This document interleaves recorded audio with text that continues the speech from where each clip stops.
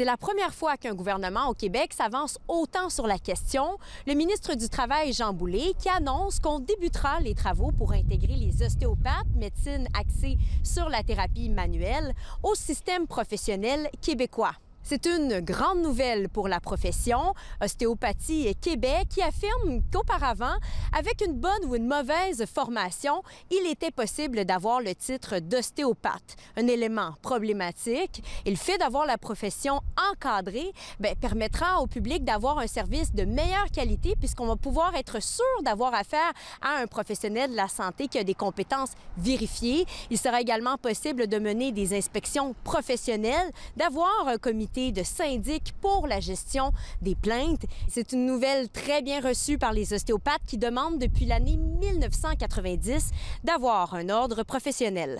Je suis extrêmement heureuse, comme l'ensemble des ostéopathes. Je pense, ça fait des années qu'on attend cette nouvelle, qu'on a 29 de la population qui a déjà consulté en ostéopathie, 90 de la population a les effets souhaités lorsqu'ils consultent en ostéopathie. Ça va simplement venir raffermir ces liens-là et faire en sorte qu'on va être peut-être, je l'espère, plus présent aussi au niveau du milieu de la santé. Un ordre professionnel, c'est important, surtout dans le domaine de la santé. Puis comme un chiropraticien, je veux dire, je n'irais pas voir un chiropraticien s'il n'y avait pas d'ordre professionnel. Oh que oui, c'est une bonne nouvelle. Et plus on est bien encadré et bien protégé, mieux c'est pour le consommateur. L'encadrement permettra également d'avoir des critères précis pour les formations académiques.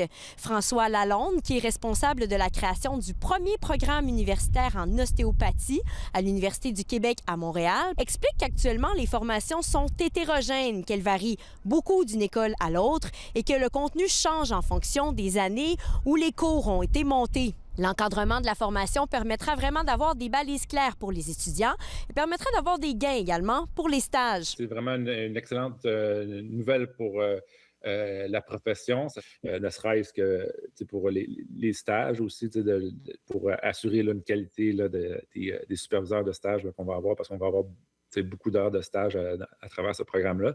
Au Québec, on compte actuellement un peu plus de 3000 ostéopathes. Ici Alexandra Fortin, Radio-Canada, Trois-Rivières.